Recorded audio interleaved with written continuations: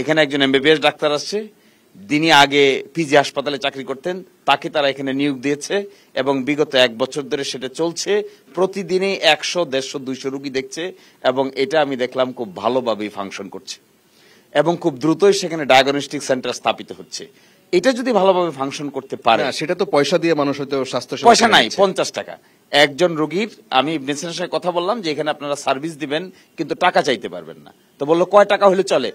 বলে যে 200 টাকা ভিজিট, 300 টাকা ভিজিট। আমি বললাম যে 50 টাকার বেশি আপনারা ভিজিট নিতে পারবেন না।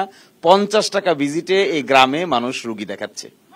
আচ্ছা, এবং এটা পসিবল, মডেল ক্রিয়েট করতে হবে। শুধু সরকারের দোষ দিয়ে রাজনীতিবিদরা তাদের দায়িত্ব এড়িয়ে চললে কোনোদিনই মানুষ স্বাস্থ্য সেবা পাবে না। রাজনীতিবিদদের এখানে দশা হয়ে গেছে কি জানেন? দশা হয়ে গেছে কেউ প্রবলেম সলভ করার জন্য ইনোভেটিভ আইডিয়া বের করে না।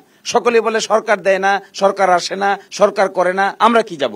সরকারের বাইরে কি আর মেকানিজম নাই?